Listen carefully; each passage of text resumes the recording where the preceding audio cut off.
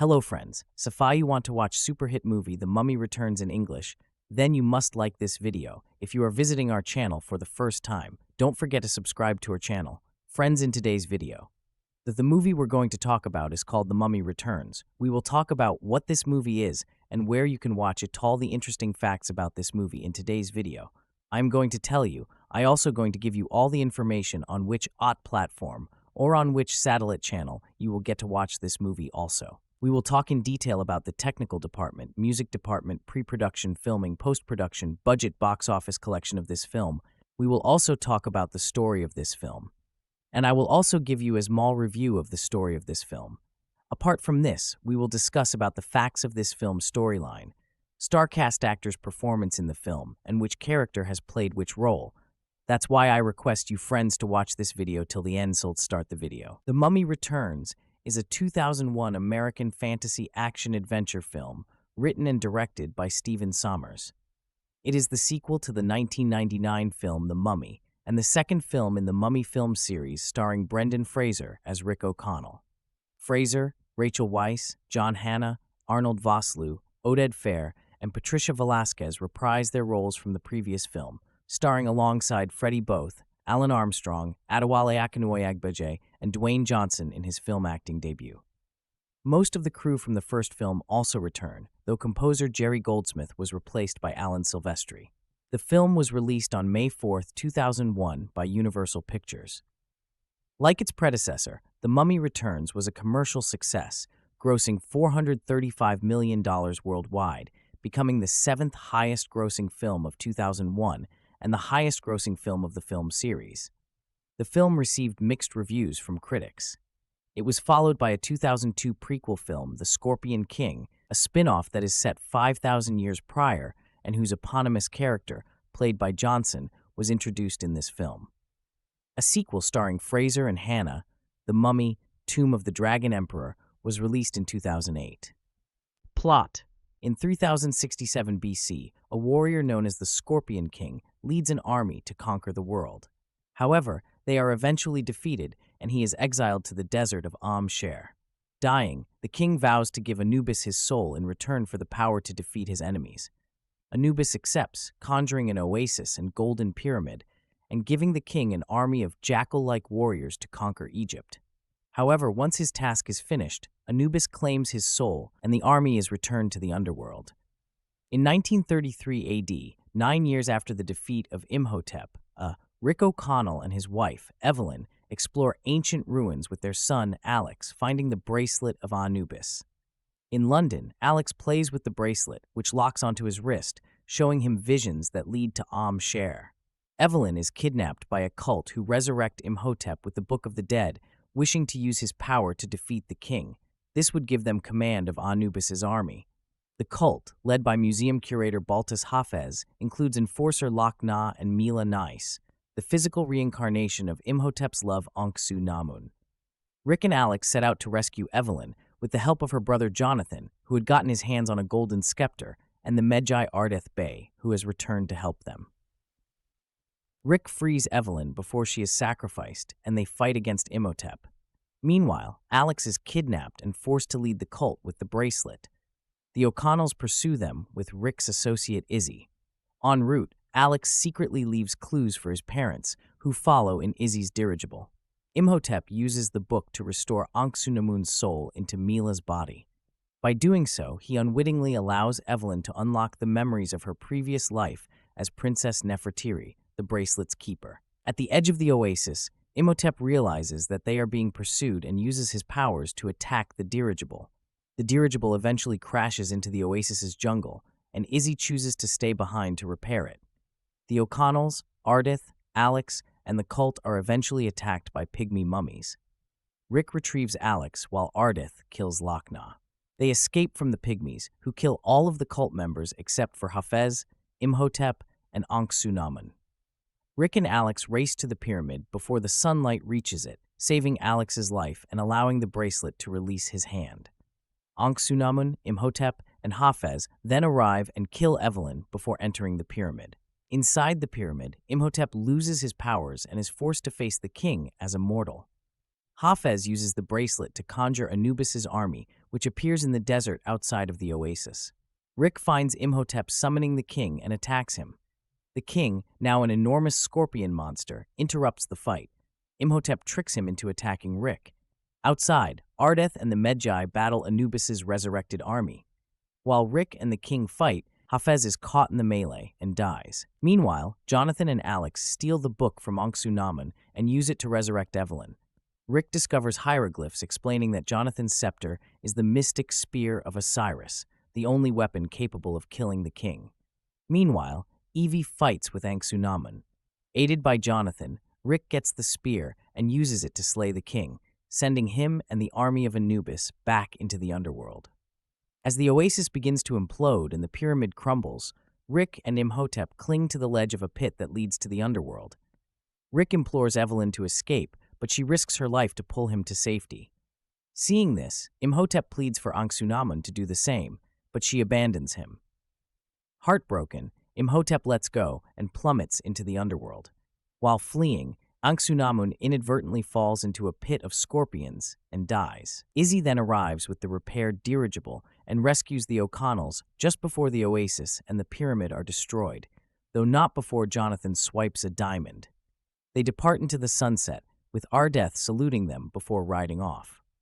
Cast Brendan Fraser as Rick O'Connell, a treasure hunter and former legionnaire. Rachel Weisz as Evelyn O'Connell Nefertiri, respectively, Rick's wife and the daughter of Pharaoh Seti I. Patricia Velasquez as Mila Nice, Anxunamun, the reincarnated form of Pharaoh Seti I's mistress and secret lover of Imhotep. John Hanna as Jonathan Carnahan, Evelyn's brother. Oded Fair as Ardeth Bey, a Medjai chieftain and warrior. Freddie Both as Alex O'Connell, Rick and Evelyn's son. Alan Armstrong as Baltus Hafez, the cult leader. Adewale Akinoyagba as Lochna, a cult enforcer. Sean Parks as Izzy Buttons, Rick's friend and a dirigible pilot. Bruce Byron as Red Willits, a thief contracted by the cult to claim the bracelet of Anubis. Joe Dixon as Jacques Clemens, a thief contracted by the cult to claim the bracelet of Anubis. Tom Fisher as Jacob Spivey, a thief contracted by the cult to claim the bracelet of Anubis. Aharon Apale as Pharaoh Seti I, the pharaoh of Egypt, whom Imhotep killed in 1290 BC. Dwayne Johnson as Matthias of Akkad, the Scorpion King,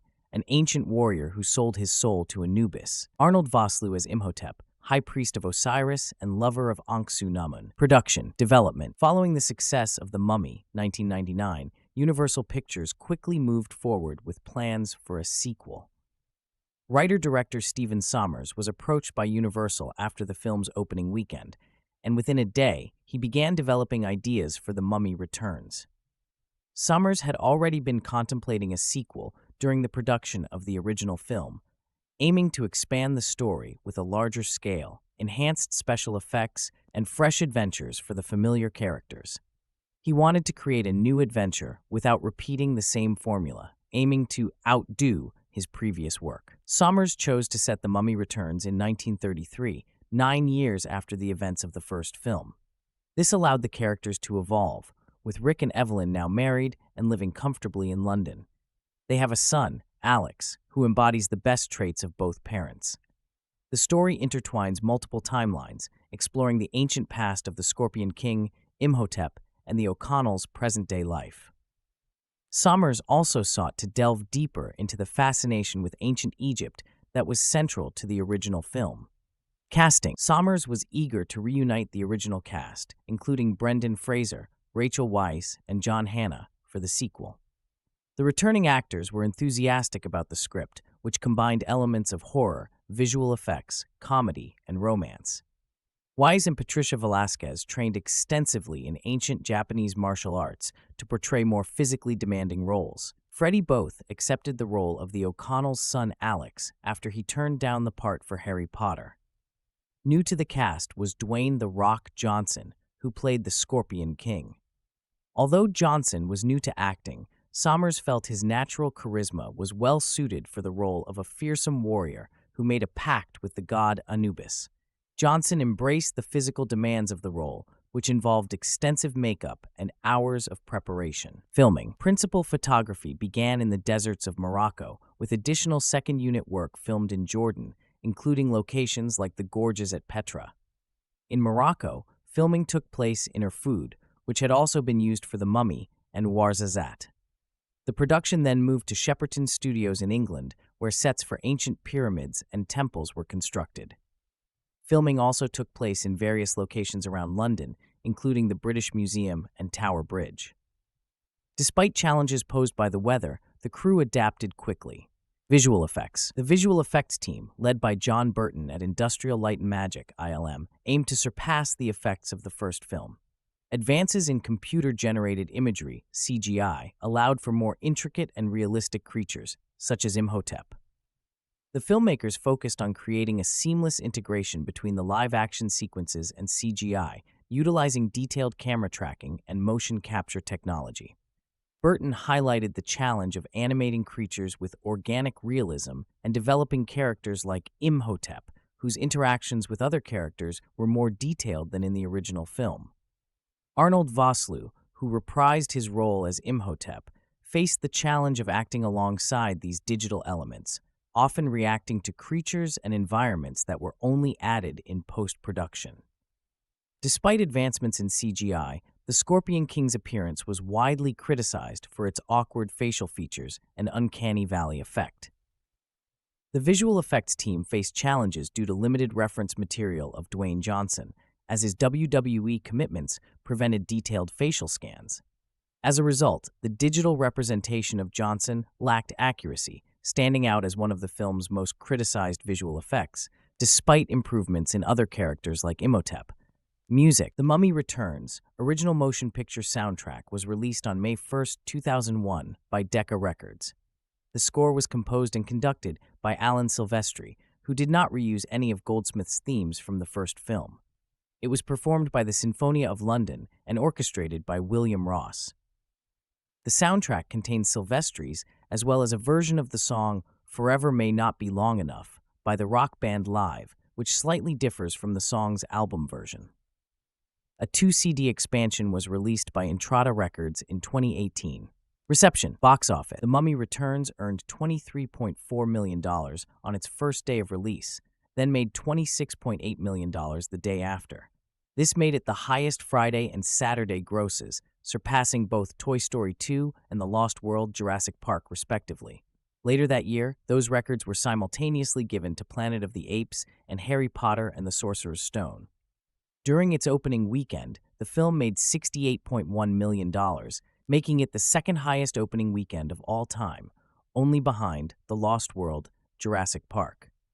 Moreover, it surpassed Hannibal to have the highest opening weekend for a 2001 film, joining Monsters, Inc., Rush Hour 2, and Planet of the Apes to become one of the only 4 films of that year to make $60 million in their first 3 days of release. The film also became one of 4 consecutive Universal films of the year to cross the $40 million in an opening weekend, with the others being American Pie 2, The Fast and the Furious, and Jurassic Park 3. Upon opening, the film reached the top of the box office, beating out Driven.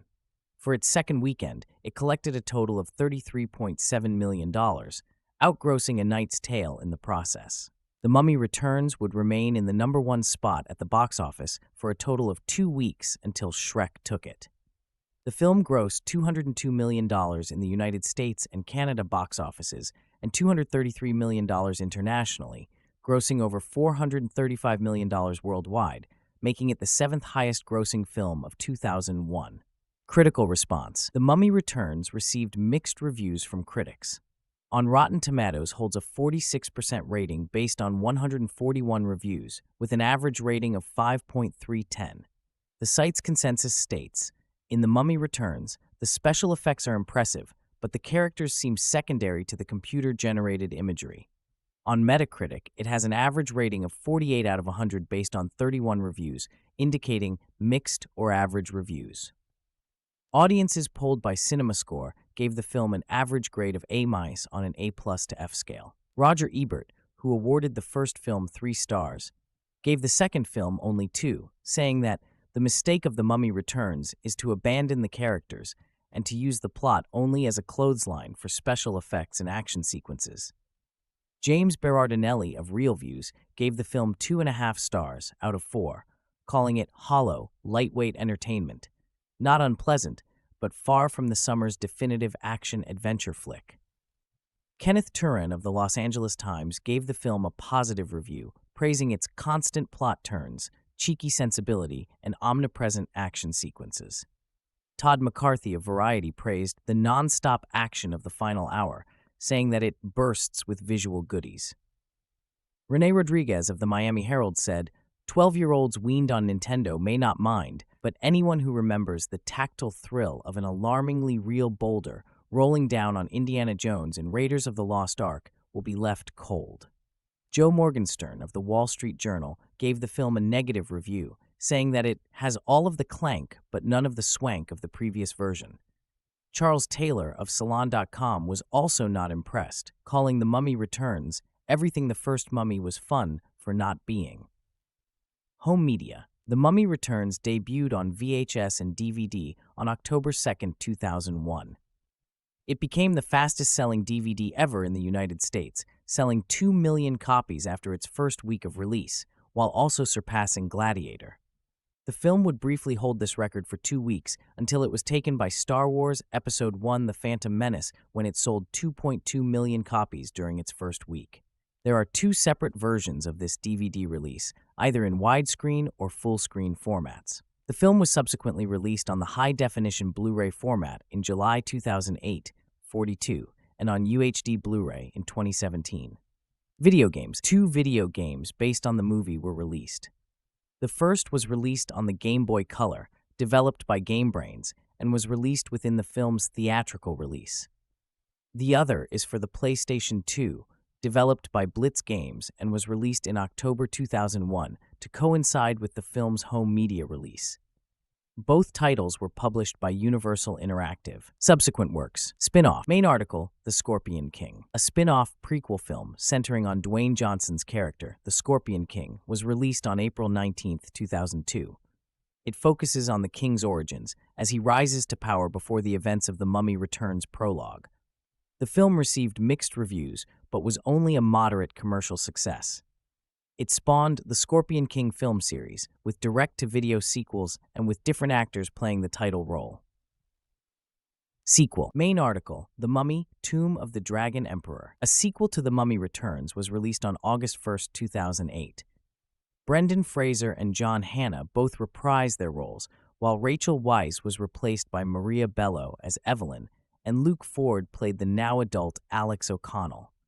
The film received generally negative reviews and was the lowest-grossing film of the trilogy. It is a curiosity of movie action that too much of it can be boring. Imagine yourself on a roller coaster for 2 hours. After the first 10 minutes, the thrills subside. The mistake of The Mummy Returns is to abandon the characters and to use the plot only as a clothesline for special effects and action sequences. If it were not for references to The Mummy, 1999, this sequel would hardly have a plot at all. 9 years have passed. Brendan Fraser is back again as Egyptologist Rick O'Connell, and Rachel Weisz, the librarian he met in the first film, is now his wife. They have an 8-year-old son named Alex, Freddie both. Also back are John Hannah as the twitty brother-in-law Jonathan and Arnold Vosloo as the mummy Imhotep, whose name sounds more than ever like an ancient Egyptian chain of pancake houses. Oded Fair is the worried sage Ardeth Bey, who begins sentences ominously with, "It is written that," until Rick finally snaps, "Where is all this written?" A good question, since much of the story involves a magical pyramid of which it is written. No one who has seen it has ever returned alive. That logically leads us to wonder how they ever found out about it. But logic applied to this movie will drive you mad. So will any attempt to summarize the plot, so I will be content with various observations. 1. The ads give The Rock, the World Wrestling Federation star, equal billing with Fraser. This is bait and switch. To call his appearance a cameo would be stretching it. He appears briefly at the beginning of the movie, is transmuted into a kind of transparent skeletal wraith, and disappears until the end of the film, when he comes back as the dreaded Scorpion King. I am not sure at the end if we see the real Rock or merely his face, connected to computer-generated effects. His scorpion is blown up to giant size, which has the unfortunate effect of making him look more like a lobster tail than a scorpion. I continue to believe The Rock has an acting career ahead of him, and after seeing this movie, I believe it is still ahead of him. 2. Alex, the kid, adds a lot to the movie by acting just like a kid.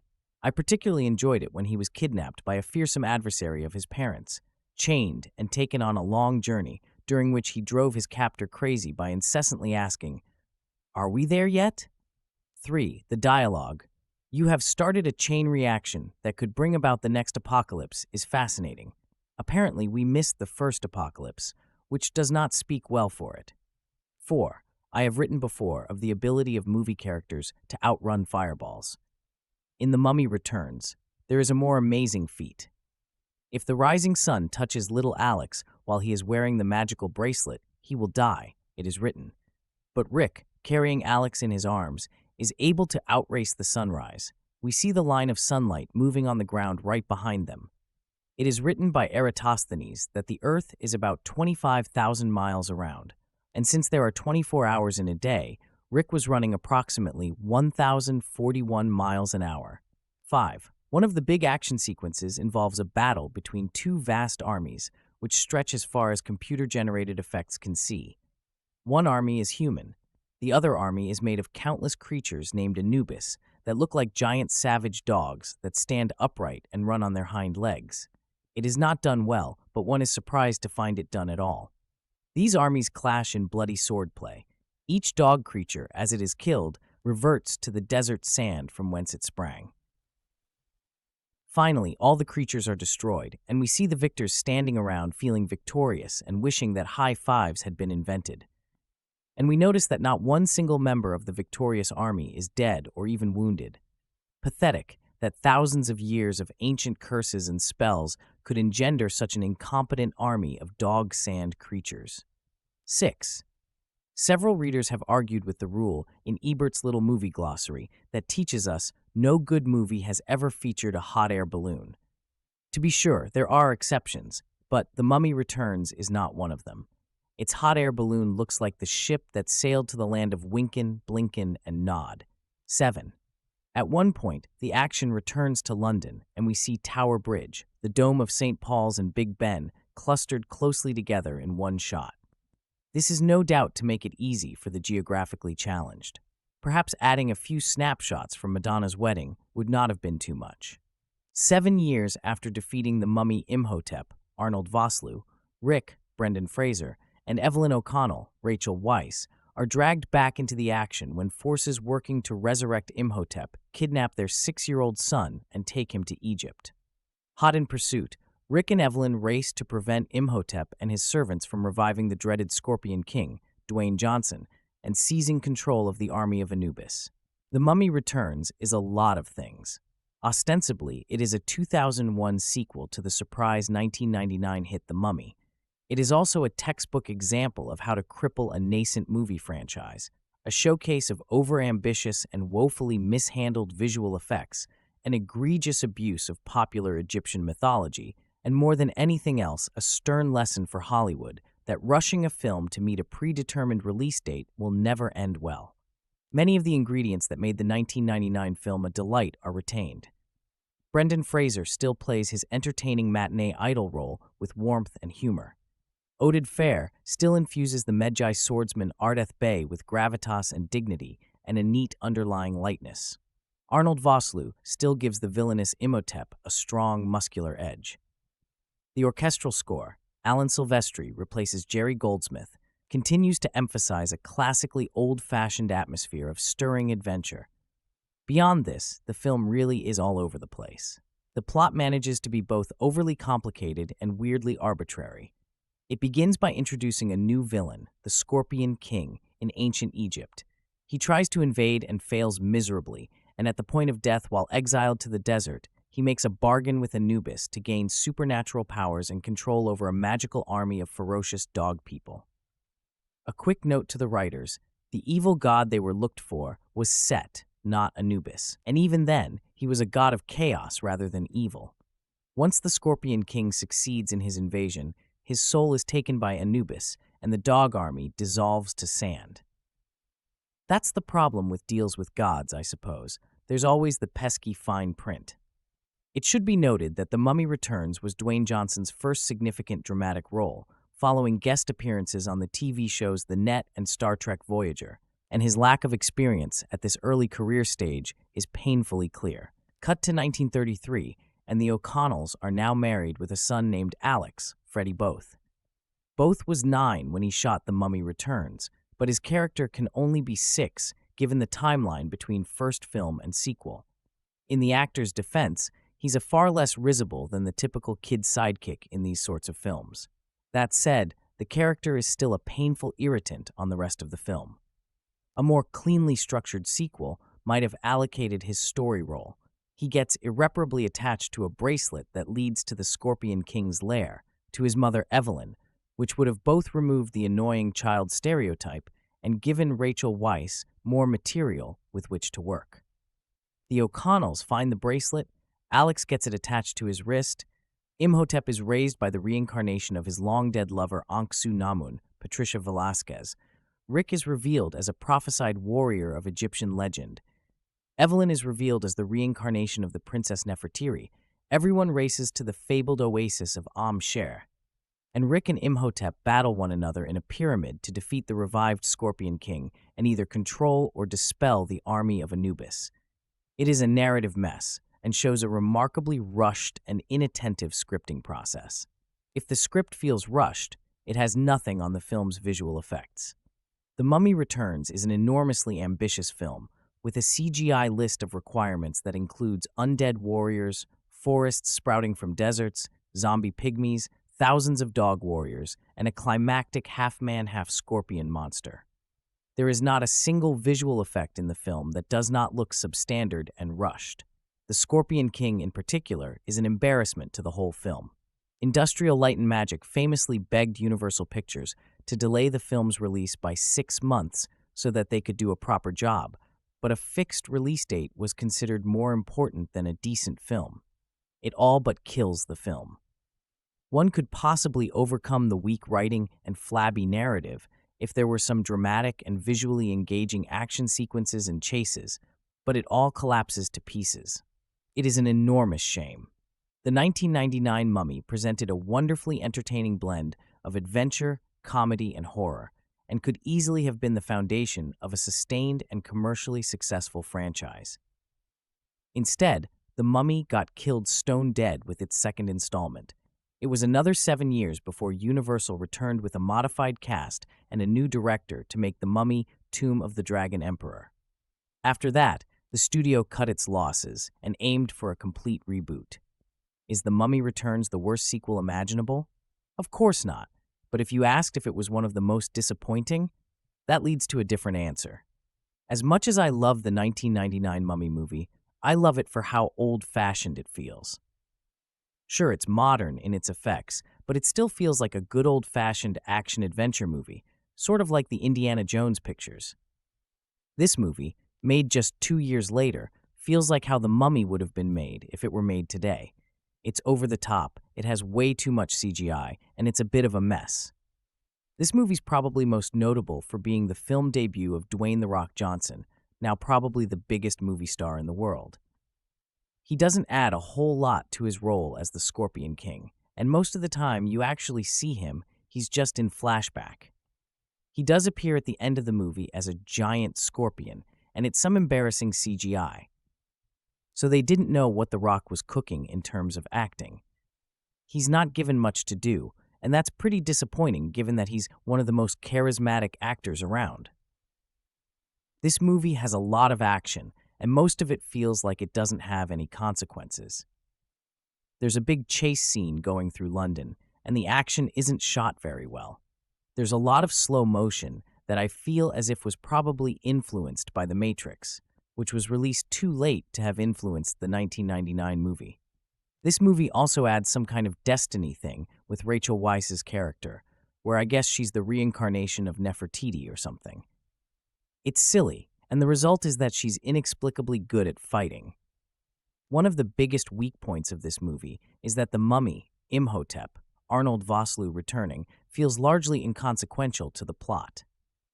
In the 1999 movie, just his rising from the dead basically put the entirety of Egypt at risk. Here, he's out and about and alive for most of the movie and doesn't do a whole lot. It's a pretty bad movie. Most of what was great about the 1999 movie is lacking here. The Mummy Returns is, of course, a sequel to the hugely popular 1999 hit. Fraser returns as archaeologist Rick O'Connell, while Rachel Weisz reprises her role as his love interest and now wife, Evelyn. The intrepid couple now has a 7-year-old son named Alex, who apparently serves no purpose other than to spout witty one-liners and further the plot by being kidnapped. Alex, you see, was fooling around with an artifact his parents brought home after a particularly arduous expedition, when said artifact, a golden bracelet, locked itself around his wrist. Now, a rogue band of evil Egyptologists must kidnap Alex in order to prevent the resurrection of the even more evil Scorpion King, played by, with not one line spoken in English, The Rock.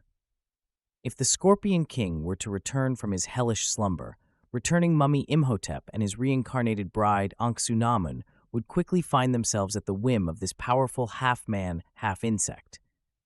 Rick and Evelyn quickly get to work retrieving their son, while accompanied by Evie's wacky brother Jonathan, John Hannah, reprising his role from the first one. The Mummy Returns isn't concerned with character development or plot. It exists simply to please the audience with massive amounts of eye candy. Since all the characters were established in the first film, writer-director Sommers doesn't feel obligated to provide any further explanation of the motivations of these people.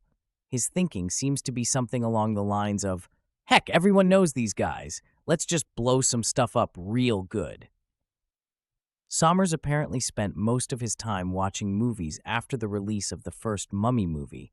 This is his first movie since, because the sequel is rife with homages to other, better movies. The most obvious being the climax, which is incredibly similar to the final act of The Phantom Menace. Both films feature one gigantic battle while cutting to smaller battles.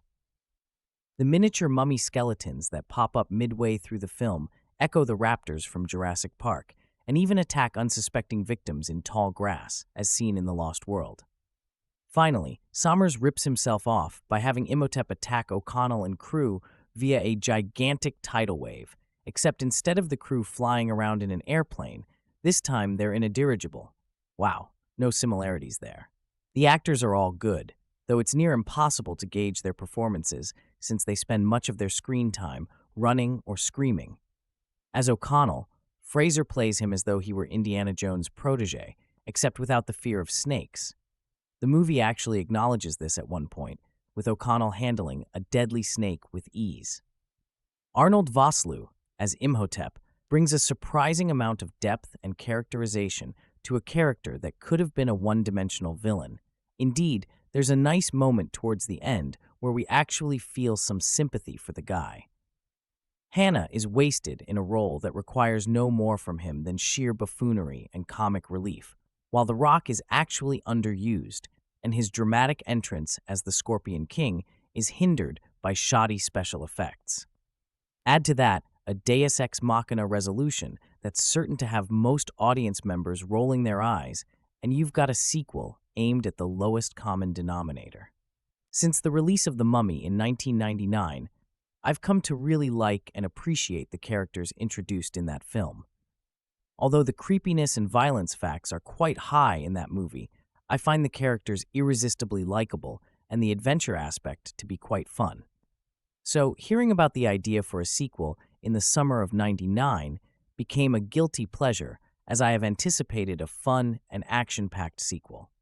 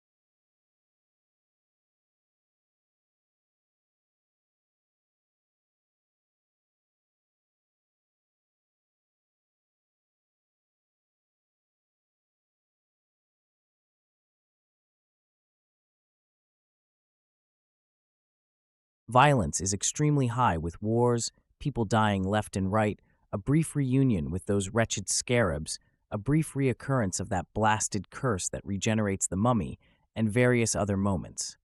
Sex nudity is minor. We do see a flashback to the scene at the beginning of the 1999 film, which shows Ankh Sunamun wearing nothing but a mesh design painted on her nude body. That doesn't really show any explicit nudity. Evie and Rick share intimate kisses throughout the film, but nothing beyond a touching, lovey-dovey moment. As far as violence, we often see slicing, stabbing motions with swords and knives, hear the unpleasant sound that accompanies it, but don't see any blood or explicit gore. When we see the scarabs rise from the ground again, they consume a few desert people with a brief visual of some running up the front of a man and exploding, with no bloody results, when they reach his face, which can be, as I admit I did, easily avoidable by the shutting of the eyes.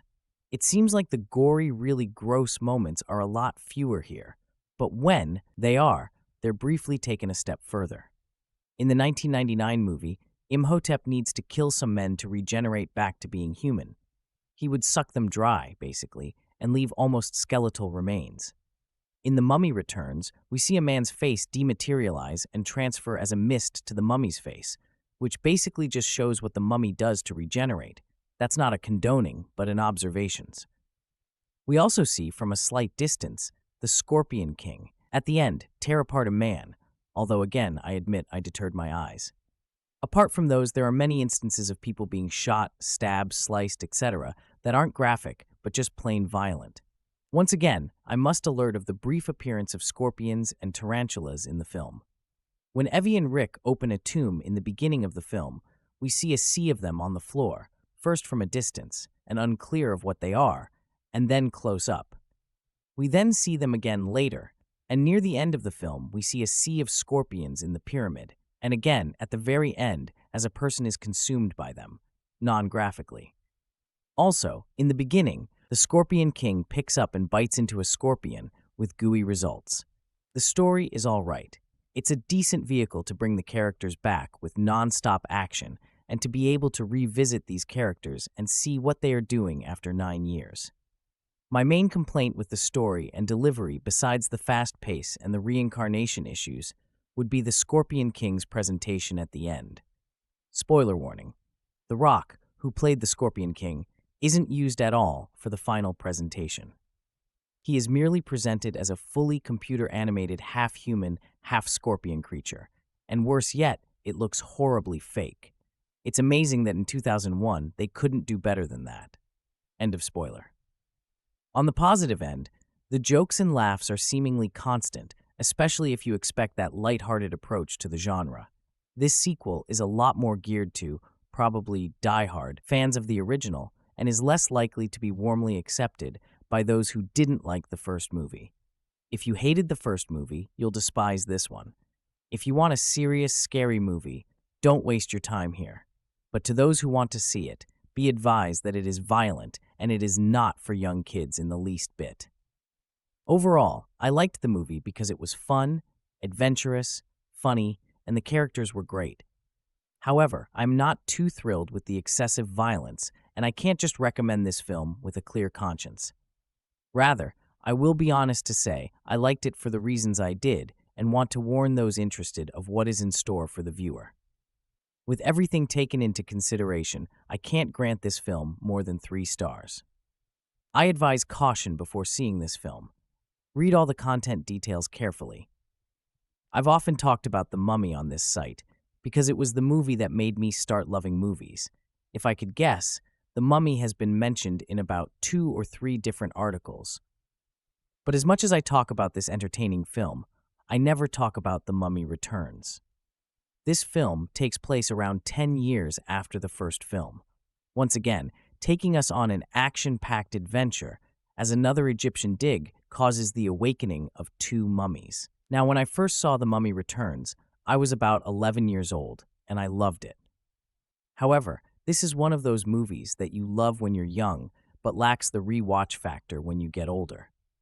My dad and sisters never liked it much, and often said it wasn't as great as the original, but what sequel has ever been better than the original? After a recent watch on Netflix, I finally understand what my family truly dislikes about the film. In The Mummy Returns, we find our heroes, the O'Connells, Brendan Fraser, Rachel Weisz, going on another dig down in Egypt. Within minutes, our characters are pushed into an action sequence that almost kisses our beloved characters goodbye. All of a sudden, we are transported to the city of Hamunaptra as we find that a group of people have devised a plan to resurrect Imhotep, as he is the only one that can take on the Scorpion King. So now we're transported back to the O'Connells' home as they return from their trip. But this time, those people who were in Hamunaptra just seconds ago are now here in London. But it is the annoying son, played by Freddie Both, that decides to put on the bracelet of the Scorpion King, thus bringing about the next apocalypse. Once again, another action scene. The constant back and forth of this editing starts to become clunky. It also lacks a theoretical timeline. It's as though one set of characters is here 1 minute and then thousands of miles somewhere else in the next scene. But as clunky as the editing was, it is the overuse of CGI that grates on me. When it comes to CGI, I can't fully blame the production team. How could they have known that within 10 years, the film would end up looking ridiculous? Because CGI cannot hold up through the test of time. CGI is everywhere in The Mummy Returns. This film gives George Lucas a run for his money. The first fight between Evelyn and the bad guys is extremely bad. There is one scene in particular when Evelyn is doing a backflip to avoid being attacked. All you see is a guy looking, and Evelyn, who looks rather cartoony, doing this backflip. But no scene is more cringeworthy than that of the epic battle between Imhotep, Rick, and the Scorpion King. See, The Rock was at the start of his acting career with this film. All people knew of him was what they had heard from The Rock's days in wrestling. Remember that famous line, "Can you smell what The Rock is cooking?" Then The Rock would give his signature one eyebrow raise and proceed to kick his opponent's ass. Surely they can't put his signature look in the movie. Oh, nay, I say. They can, and they did. It wasn't bad enough that the Scorpion King's body looked like 2-year-old ground beef or a poorly designed scene from a video game. No, they had to make this scene as cheesy as possible. During the fight scene, the Scorpion King looks at the camera and raises his eyebrow, just in case you were too stupid to understand that The Rock was playing the Scorpion King. This would not be the last we saw of the Scorpion King, as he would get his own movie in the coming years, which ended up flopping at the box office. I know I give The Mummy Returns a hard time, but I actually enjoy it. I feel like I can make fun of it now, because I was that kid who truly adored it. The action scenes, though full of CGI, are fun to watch, not to mention the witty banter that continues from the original film. Though at one time in my life, I would have given this film an A++++, I can't find it in me to do that. As nostalgic as this film is, it will forever remain full of problems. The Mummy's ancient love Sunan with these two evil lovers reunited, they kidnap Alex and use him as their guide, as they aim to kill the Scorpion kind and command his army, so the chase is on for our heroes to rescue their son learn the secrets of the ancient past and prevent this clash between two immortal titans.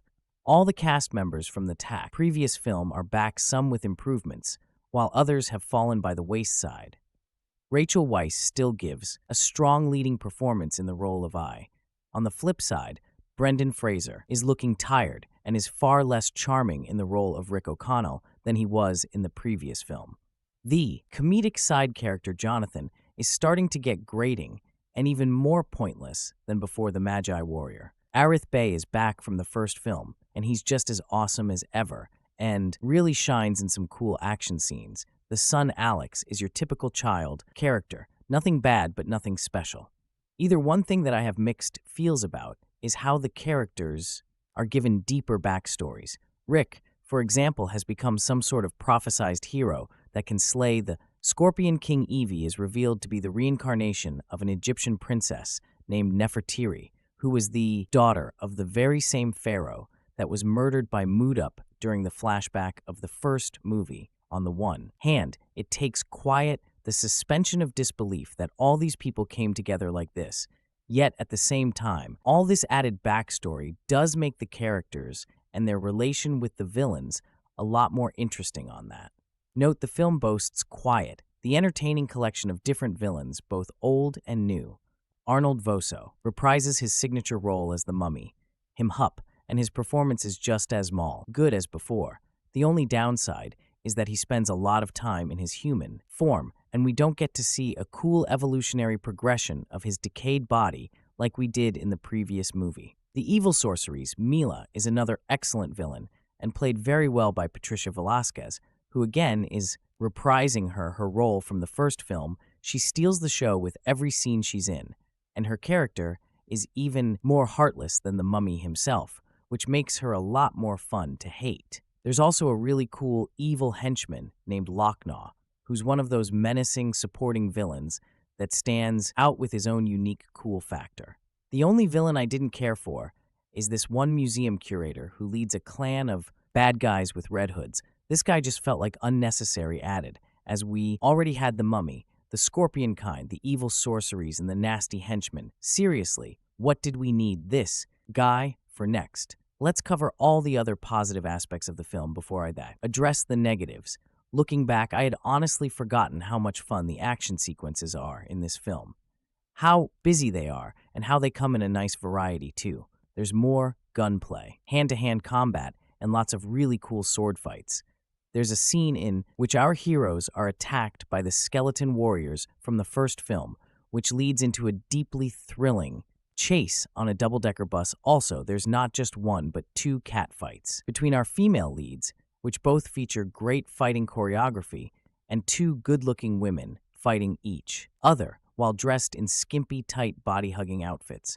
This was one of the main selling images on the poster. And for obvious reasons, I also like that there's more traveling in this film and lots of imaginative locations. This helps make the film feel more like an adventure, and it further expands on the mythos and lore of the Mummy universe. I already loved the Egypt setting of the first film, but this movie goes even further with an expanded mythology and more ground to cover. The new instrumental music track was composed by Alan Silvestri, who's a very talented composer, and gives this film a worthy soundtrack that heightens the action and adventure elements of the film. There's also an original song titled Forever, May Not Be Long Enough, performed by Live, and it's actually a really cool song. The theme is admittedly out of context with the film, but it's still great to listen to, and somehow works along with the film in an Egyptian setting. Now it's time to cover the things that annoy me in this sequel. The first thing to note is that when compared to its predecessor, this film doesn't have much horror-related material. Granted, the first film was obviously an action-adventure film, but it also kept one foot firmly rooted in the horror genre. It had an occasionally eerie atmosphere and some creepy elements, considering that our star villain is the Mummy. It just feels more appropriate to have some kind of balance between adventure and horror. The Mummy Returns is 100% adventure action, with some predictable second-rate jump scares thrown in. The closest the film ever gets to feeling like a horror film is this one scene where the decayed version of the Mummy kills 3 people on a train to regain its human flesh, but even that is very mild. A lot of the CGI, while impressive for the time, has become very dated, with noticeable green screen effects and cartoony monsters. We do at least get a nice variety of new creatures, including an army of dingo-faced soldiers and nasty mummies. Like many sequels, this film has a really bad habit of recreating scenes and making direct references to the first film. Remember that scene when the Mummy created a giant sandstorm that formed his face? Well, he's doing it again, with water. Remember that funny joke with the objects falling over in a domino effect? Well, this film does it again. Lather, rinse, and repeat. I'd call it a nitpick, but the film is constantly recreating memorable scenes from its predecessor, as if it's scared to have an ident of its own. The self-referential Hummer is also really tired in this film. Actually, a lot of the comedy is borderline silly. This especially applies to Brendan Fraser, whose deadpan delivery gets very annoying. Also, the first film had this humble old-school look and feel, whereas this film feels more polished and modern with slow motion and way too much wire work during the action. One minor announce that always gets to me in other films is when a main character dies and is then brought back at the end. Yes, there's a scene in this film when one of my favorite characters actually dies. And while I'm happy to see said character come back, it also defeats the drama and just feels pointless. The adventure comes to a close with an epic climax, which harkens back to the style of a Star Wars finale, as we watch multiple sequences at once. Rick battles I Am Hoodup in an exciting final battle. I gets into sword fight with Mila, and Arith leads his Magi army into battle against the army of Anubis. It all keeps building to the long-awaited resurrection of the being, monstrous Scorpion King. His design is outstanding as he's a giant scorpion SL, human hybrid, but unfortunately, the CGI effects that bring him to life are some of the worst I've ever seen. It's still a really cool final battle. And there's one standout moment that's almost Oscar-worthy, said moment, being when both Rick and M. Hoodup are about to be dragged into hell, and each yells out a different plea to the woman they love, only for both women to do the complete opposite of what they were told. This scene was beautifully shot, very well acted, and leads to the most touching bit of human emotion as conveyed by our main villain just before he dies shortly after the Mummy Returns came a spin-off movie titled The Scorpion King, which was also silly, but a hard Leslie derivative adventure film. I definitely have more to say about that film, but I'll save it for my next review. Then there was The Mummy, the animated series, which ran for 2 seasons on Kids WB.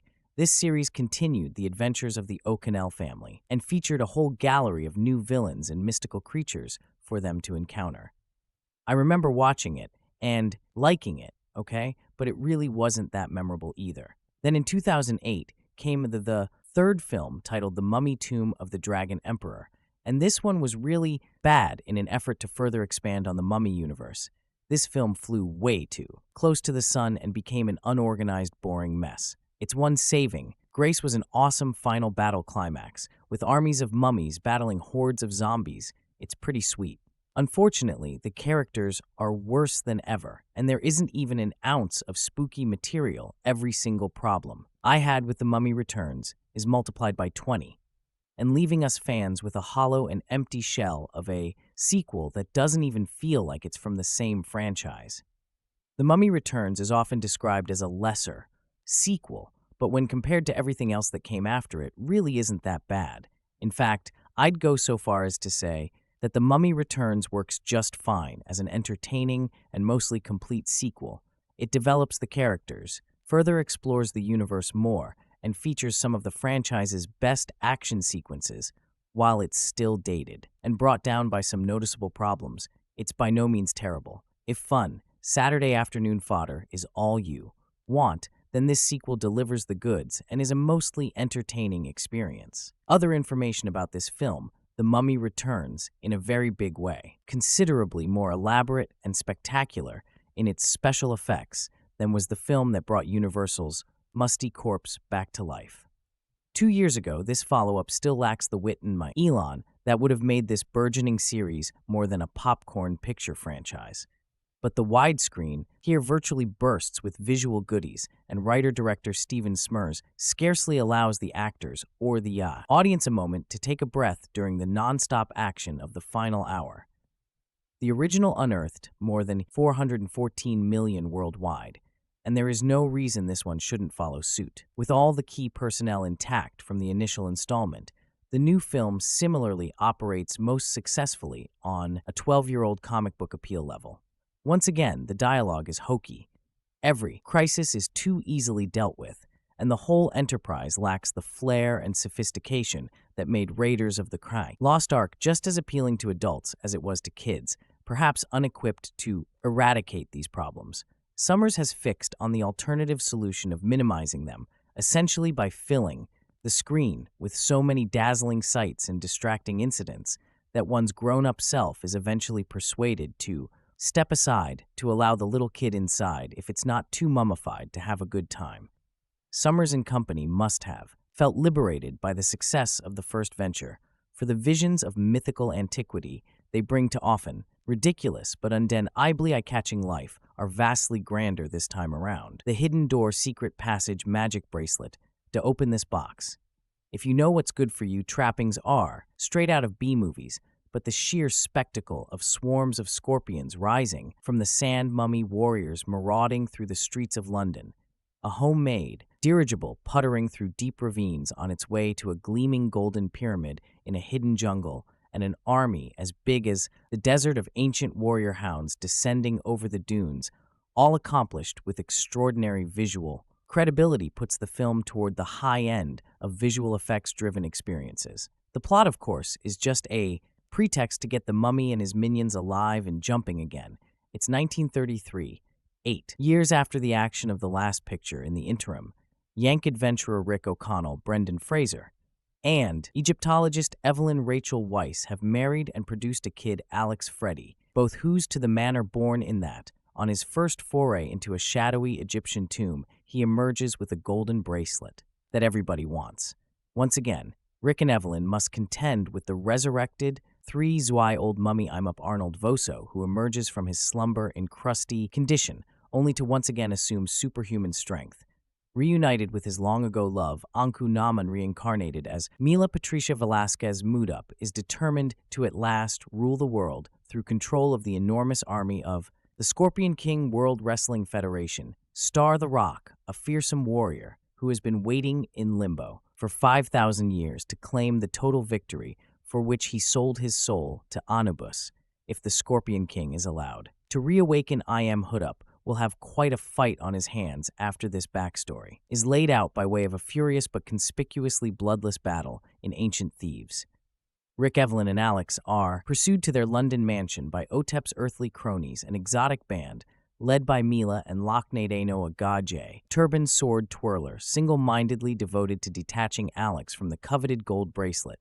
Unless they prevent it, the baddies warn the Scorpion King will arise from the dead in 7 days, starting a chain reaction that could start the next apocalypse. After a lot of boisterousness, involving some flash hand-to-hand combat, Evelyn's ritual near sacrifice in the bowels of the British Museum, a wild nocturnal chase on a double-decker bus, and Alex's kidnapping, the action returns. To Egypt, where the Scorpion King's imminent return has everybody in a dither. From this point on, the plot is yanked this way and that, in order to create virtually no downtime in the dizzying succession of action and fight, scenes whose number would have more than filled an entire 15-episode Republic Cal. Rick Eveland, the latter's brother, Jonathan John Hanna, back for more comic relief in the broadest sense of the term.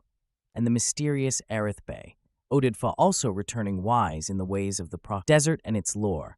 Hire a boat-like dirigible that carries them over the desert in search of Alex and his abductors in the course of the race to the legendary Golden Pyramid, which of course no man has ever seen and lived to tell of it. Imeup sends a wall of water roaring through a gorge to engulf the durable, nasty pygmy mummies chase everyone through the underbrush of the forest surrounding the pyramid. Evan and Mila, in their ancient and reincarnated personas, get to enact not one but two beautifully choreographed dagger fights. EVN is killed, while maybe Rick must battle both him, Hudup, and the Scorpion King.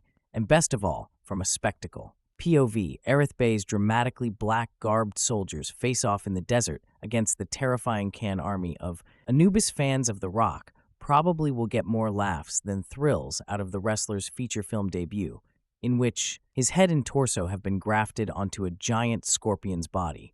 A pretty silly sight, to be sure, but at least he doesn't have to deliver any dialogue, which is not Sommers' strong suit. Fraser, looking slightly bulkier than he did in the original, remains ideally suited for this sort of light-hearted fun, although his character feels sidelined more than before, in favor of the attention given to the even more numerous supporting players of the latter. Bozu Velasquez Aino Agag and Fa take the most advantage of the opportunities, their dashing looks, cutting striking figures against the exotic comic book backdrops. P's strongest suit is its visual splendor, achieved through a virtually seamless melding of impressive sets, great locations in Morocco, Egypt, and Jordan, colorful costumes, and first-rate CGI work by Industrial Light and Magic, and visual effects supervised by John Burton. Allen Silvestri's energetic score reps an improvement on Jerry Goldsmith's laborious musical support for the first installment. The 1999 remake of the horror classic The Mummy surprised Universal Pictures with its box office success. The studio had expected it to be profitable, but not that profitable. However long before the worldwide gross crept close to $400 million, Universal had already put two additional Mummy films into the hopper, awarding the series the franchise label The Mummy Returns, which reunites nearly the entire cast from the 1999 movie, is the first of these two productions. The other, a prequel called The Scorpion King, will be released either later this year or next year, depending on how Universal arranges its release schedule. Stephen Sommers' 1999 feature was an enjoyable if overlong romp, recounting the struggles of an adventurer and his companions to stop the apocalyptic agenda of an ancient Egyptian priest. While not entirely successful, The Mummy nevertheless boasted an infectious blend of high adventure, low-scare horror, and special effects that transformed it into a crowd pleaser, capable of sating the early summer audience until The Phantom Menace came along a few weeks later. Now, Rick O'Connell, Brendan Fraser, Evie O'Connell, Rachel Weisz, Jonathan Carnahan, John Hannah, Aerith Bay, Oded F.A., and of course, Imhotep Arnold Voso are all back. Joining them are a couple of notable newcomers, Rick and E's son Alex Freddie both, and the dreaded Scorpion King WWF, Maine the Rock. The story for The Mummy Returns is a meager and muddled affair, peppered with Deus Ex Machina contrivances, a cult of power. Mad Egyptologist, is there another kind, have concocted a plan by which they can obtain world domination. First, they must resurrect Imhotep the Mummy from the god. First film, since they are being led by the ancient priest's reincarnated girlfriend, Enku, Naman Patricia Vasquez. This proves to be surprisingly easy. Then with his powers restored, Imho heads off to do battle with the mythical Scorpion King, whose tomb lies in a pyramid at the center of a hidden oasis. In order to find that oasis, Imhotep needs an artifact, which happens to be in the possession of Alex O'Connell, and when the boy is kidnapped, that brings his parents, his uncle Jonathan, and their old friend Aerith Bay into the conflict. This results in a lot of chasing around the globe, and a climax that features a special effects-laden battle between a large force of humans and an army of decaying dog-faced creatures. The fundamental problem underlying The Mummy Returns is the reason that the movie exists in the first place. This is not the byproduct of the creative process. It's an offshoot of Universal Pictures' greed. The sequel was made not because the filmmakers had a compelling story to tell, but because The Mummy made so much money that a second installment became mandatory. This thought process results in countless pointless and derivative sequels, a class in which The Mummy Returns unquestionably belongs. The plot is just a flimsy excuse to bring back old friends and stick them in a series of cliffhangers. It's low-rent Raiders of the Lost Ark with high-quality special effects, filling in for character development and intelligible storytelling. Some of the action sequences in The Mummy Returns are fun, and the visual effects are more polished and less noticeably fake than in the previous film. Unfortunately, all of this can't obscure the fact that there is basically no plot. The clash of armies at the end has no purpose beyond showing off the effects maven's skills at the computer. In terms of style, it's reminiscent of the war in The Phantom Menace, albeit without the same strong story motivation. The Mummy Returns has opportunities to do interesting things. At one point, there's a chance to force Imhotep and Rick into an uneasy alliance, but that is neatly bypassed. Like the Indiana Jones movies, The Mummy Returns tries to blend low-key humor with non-stop series of cliffhangers. However, while some of the jokes are funny, the action sequences are only sporadically satisfying, owing primarily to their often preposterous resolutions. And while Rick possesses a certain charm, he's no Indiana Jones. Brendan Fraser and Rachel Weisz rekindle the cute chemistry that existed between their characters in The Mummy. Freddie both makes an effective addition to the cast, primarily because he's not as annoying as most movie kids. John Hannah is back as the fatuous Jonathan Arnold Vo's Imhotep is subtly diminished, perhaps because he now has to share the spotlight with two other villains. Patricia Velasquez has an expanded role here from the one she essayed in the first film, and the part of the Scorpion King doesn't challenge The Rock's thespian abilities. All he has to do is snarl and look tough, things he is familiar with from his day job. The Mummy Returns offers one surprise is an unexpectedly poignant dramatic moment in which we feel a surge of sympathy for one of the characters. Unfortunately, it's for one of the bad guys, which makes the ending a downer overall. The film probably offers what fans of The Mummy are expecting, the thinner, unnecessarily long storyline. Notwithstanding, this is essentially more of the same. It's hollow, lightweight entertainment, not unpleasant, but far from the Sommers' definitive action-adventure flick. More details. 7 years after defeating the Mummy, Arnold Voso, Rick Brendan Fraser, and Evelyn O'Connell, Rachel Weisz, are dragged back into the action when forces working to resurrect Mood-Up kidnap their 6-year-old son and take him to Egypt. Hot in pursuit, Rick and Evelyn rack to prevent Hood-Up and his servants from reviving the dreaded Scorpion King. Dwayne Johnson and seizing control of the army of Anubis. The Mummy Returns is a lot of things. Ostensibly, it is a 2001 sequel to the surprise 1999 hit The Mummy. It's also a textbook example of how to anent movie franchise, a showcase of overambitious and woefully mishandled visual effects, an egregious abuse of popular Egyptian mythology, and more than anything else, a stern lesson for Hollywood that rushing a film to meet a predetermined release date will never end. While many of the ingredients that made the 1999 film a light are retained, Brendan Fraser still plays his entertaining Matina Idol role with warmth and humor. Oded Fa still infuses the Magi swordsman Arith Bey with gravitas and dignity and a neat underlying lightness. Arnold Voso still gives the villainous Hood-Up a strong, muscular edge.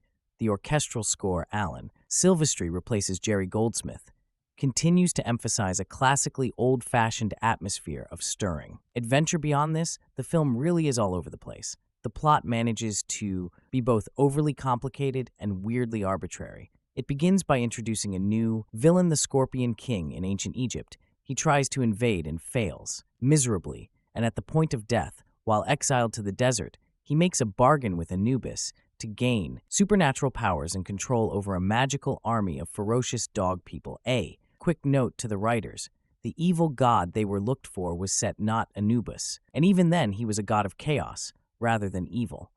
Once the Scorpion King succeeds in his invasion, his soul is taken by Anubis and the dog army dissolves the sand. That's the problem with deals with gods, I suppose. There's always the pesky fine print. It should be noted that The Mummy Returns was Dwayne Johnson's first significant dramatic role following guest appearances on the TV shows The Net and Star Trek Voyager. And his lack of experience at this early career stage is painfully clear. Cut to 1933, and the O'Connell are now married with a son named Alex Freddie. Both was 9 when he shot The Mummy Returns, but his character can only be 6 given the timeline between first film and sequel in the actor's defense. He's a far less risible than the typical kid sidekick in these sorts of films. That said, the character is still a painful irritant on the rest of the film. A more cleanly structured sequel might have allocated his story role. He gets irreparably attached to a bracelet that leads to the Scorpion King's lair, to his mother EVN, which would have both removed the annoying child stereotype and given Rachel Weisz more material with which to work. The O'Connell find the bracelet. Alex gets it attached to his wrist. Mood-Up is raised by the reincarnation of his long-dead lover, Anxunamon Patricia Velasquez. Rick is revealed as a prophesied warrior of Egyptian legend. Evelyn is revealed as the reincarnation of the Princess Nefertiri. Everyone races to the fabled oasis of Al-Shir, and Rick and Mood-Up battle one another in a pyramid to defeat the revived Scorpion King, and either control or dispel the army of Anubis. It is a narrative mess and shows a remarkably rushed and inattentive scripting process. If the script feels rushed, it has nothing on. The film's visual effects, The Mummy Returns, is an enormously ambitious film, with a CGI list of requirements that includes undead warriors, forests sprouting from deserts, zombie pygmies, thousands of dog warriors, and a climactic half-man, half-scorpion monster. There is not a single visual effect in the film that does not look substandard and rushed. The Scorpion King, in particular, is an embarrassment to the whole film. Industrial Light and Magic famously begged Universal Pictures to delay the film's release by 6 months so that they could do a proper job, but a fixed release date was considered more important than a decent film. It all but kills the film. One could possibly overcome the weak writing and flabby narrative if there were some dramatic and visually engaging action sequences and chases, but it all collapses to pieces. It is an enormous shame the 1999 Mummy presented a wonderfully entertaining blend of adventure, comedy, and horror, and could easily have been the foundation of a sustained and commercially successful franchise. Instead, The Mummy got killed stone dead. With its second installment, it was another 7 years before Universal returned with a modified cast and a new director to make The Mummy Tomb of the Dragon Emperor. After that, the studio cut its losses and aimed for a complete reboot is The Mummy Returns. The worst sequel imaginable. Of course not, but if you asked if it was one of the most disappointing, that leads to a different answer. The Mummy, the 1999 remake of the 1932 horror film, proved to be a major success for filmmakers. Steven Sommers and Universal Studios 2 years later, both the director and the studio reunited its major stars for a sequel set a decade later in doing so. Sommers and Universal created a 4-movie franchise like the first film, The Mummy Returns, began thousands of years ago in ancient Egypt. However, this flashback focused on an Egyptian mercenary named Weisz who makes an unsuccessful attempt to conquer the land. He and his army is exiled to the desert of Alar, where most of them die from heat exhaustion, except for Matthias. The latter offers his soul to the god Anubis for the power to defeat his enemies. The latter creates an oasis called Al-Shir to hide the newly dubbed Scorpion King's pyramid and gives the latter a legion of humanoid jackal warriors to seek revenge. The army of Anubis sweeps across Egypt, destroying everything in its path. But once their task is finished, Anubis claims the Scorpion King's soul and his army. The movie jumps to the year 1933, which finds the O'Connell family wreck Evelyn, Evie, and their son Alex, exploring the ruins of Thebes. Evie and Rick discover the bracelet of Anubis, unaware that Alex has stumbled across a trio of mercenaries attempting to take the bracelet for themselves. The family returns home to England, and unbeknownst to his parents, Alex tries on the bracelet and experiences a vision with directions to the oasis of Al-Shir. Unfortunately, a group of Egyptian cultists who had hired the 3 thugs invades the O'Connell estate and kidnaps Evie. The O'Kell's old comrade, the Magi warrior Aerith Bay, arrives to help, but is unable to prevent E's kidnapping. The cultists take her to the British Museum, where they resurrect the body of Egyptian high priest and sorcerer Imhotep. They plan to use his power to defeat the sorcerer King Rick. His brother-in-law, Jonathan Carnahan, Alex, and Aerith arrive at the museum to rescue Evie. After the O'Connell, Jonathan and Aerith manage to escape the army of mummified soldiers. Alex, who is still wearing the Anubis bracelet, is kidnapped by the cultists. The 4 adults track him to Egypt, where they recruit the help of Rick's old World War I friend, Izzy Buttons, to rescue Alex from Mutup and the cultists and prevent them from reviving the army of Anubis. I usually dislike horror films, but I noticed that the 1999 movie The Mummy seemed more like an adventure film in the style of the Indiana Jones movie franchise. I could say the same about The Mummy Returns. And considering my dislike of horror films, I say thank God. However, the movie has enough elements to satisfy those who love this particular genre. This was especially apparent in the scenes that featured Otep's murder of the 3 mercenaries, the O'Connell battle against the high priest's mummified soldiers during the bus ride through London, and during the finale sequence inside the Scorpion King's pyramid at Al-Shir, the site of the Scorpion King as a transformed centaur or scorpion monster. Monster was enough to give me the heebie-jeebies. But if I had to select the one sequence that truly captured aspects of the horror genre, it was the one that featured the O'Connell's attack upon the cultists in the Shir jungle that I found particularly off-putting. Not only did the movies, heroes have to attack the cultists in order to save Alex. Both sides of the conflict had to deal the pygmy mummies that attacked and killed anyone or any army that marched through the jungle. What can I say? Those pygmies really freaked me out. The Mummy Returns did feature a good deal of action sequences that seemed more like an adventure than a horror story. Thank goodness, the O'Connell escaped from the flooding of the Thieves' Pyramid. Their escape from Otep's attempt to drown them with a tsunami wave, their escape from the destruction of the Al-Shir Pyramid, and various hand-to-hand fight sequences thankfully reminded me that The Mummy Returns was more of an adventure story. Also, Steven Sommers provided a great deal of rich characterization and humor in his screenwriter, like the 1999 film The Mummy. The Mummy Returns featured some sophomoric humor, but if I must be honest, a good deal of the humor seemed sharper and wittier this particular film, especially in the hands of one particular character. Izzy buttons in. Fact, my favorite line in the film came him. Whatever it is, whatever you need. I don't care. Forget it, O'Connell. Every time I hook up with you, I get shot last time. I got shot in the ass. I'm in mourning for my ass. I never mentioned this in my review of The Mummy, but I was also impressed by Sommers' handling of the sequence, featuring Otep's background and introduction at the beginning of the film. The opening sequence, featuring the Scorpion King's introduction, struck me as mediocre, but I was very impressed by the flashback sequence about Evelyn's past life in the form of the Princess Nefertiri, and her witness of her father, Pharaoh Seti. Sommers has a real talent for costumed melodrama, and it would be nice to see him exploited in the fullest in his career. This sequence also featured a first-rate fight scene between Rachel Weisz's Nefertiri and Patricia Velasquez's Ankh. Swan, of course. One cannot talk about The Mummy Returns without bringing up its small visual effect.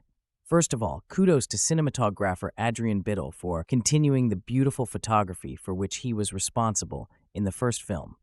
I especially enjoyed his work in the sequence that featured the parallel journeys across Egypt by both the O'Connell and Otep parties, Alan Cameron, and his crew did an excellent job in recreating not only England and Egypt of the early 1930s, but also ancient Egypt. The team of Oft Aben Giles Masters and Tony Reading added a great deal to Cameron's work with their beautiful and colorful art designs.